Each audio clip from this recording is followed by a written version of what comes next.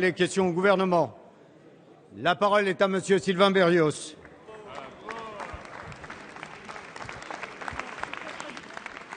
Monsieur le Président, Monsieur le Premier ministre, les agriculteurs sont en colère.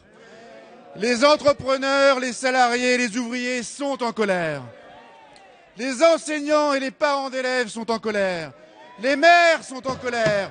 Les médecins et les pharmaciens sont en colère. Les anciens combattants et les retraités sont en colère.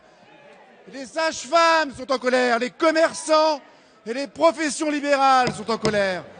Les policiers et les militaires sont en colère. Même les vétérinaires sont dans la rue pour la première fois depuis 50 ans. Toute la France est en colère.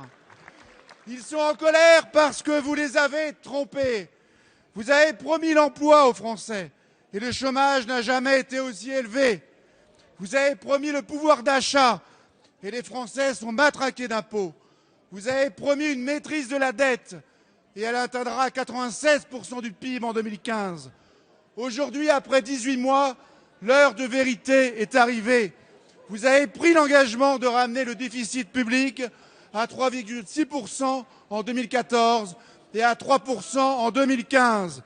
Le budget que vous proposez au Parlement français n'est pas conforme à cet engagement. La Commission européenne vient de vous rappeler à l'ordre avec sévérité. Or, depuis cette année, la Commission européenne peut exiger des changements si le budget de la France n'est pas conforme aux objectifs fixés. Ce n'est plus seulement la crédibilité de votre gouvernement qui est en cause, c'est la crédibilité et la souveraineté de la nation. Monsieur le Premier ministre, la France est au bord du chaos. Quand allez-vous prendre conscience de la situation? Quand allez-vous enfin changer de politique? Merci. La parole est à Monsieur Pierre Moscovici, ministre de l'Économie et des Finances. Monsieur le Président, Mesdames et Messieurs les députés, Monsieur le député Sylvain Berrios, je ne répondrai pas à votre procédé oratoire car tout ce qui est excessif en réalité est assez insignifiant. Et vous n'êtes pas le porte-parole des Français. Les Français, ils ont choisi légitimement ceux qu'ils souhaitaient voir diriger le pays lors de l'élection présidentielle. Mais ce que je veux vous dire, c'est que sur le jugement ou l'évaluation, ou plutôt les prévisions de la Commission européenne, ce que vous dites est absolument mensonger. D'abord, la Commission européenne a validé les prévisions de croissance du gouvernement. Plus 0,2% en 2013, dans une zone euro en récession.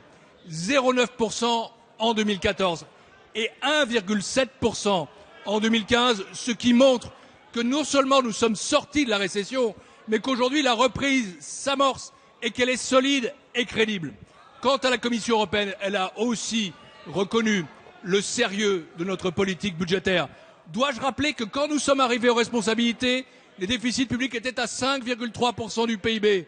Aurais-je la cruauté de rappeler que si nous n'avions pas agi, ils auraient encore été de 5,3% en 2012 et ils ont été de 4,8% en 2012, de 4,1%, la Commission valide ce chiffre, en 2013 et ils seront de 3,6% en 2014 et en dessous de 3% en 2015. Voilà la vérité. Et cette vérité, elle est due à l'effort fait par les Français, elle est due à la politique qui est menée par la majorité, par le gouvernement, pour redresser la situation des finances publiques et l'appareil productif français, pour réparer les dégâts de votre politique d'échec et d'injustice. Voilà la vérité.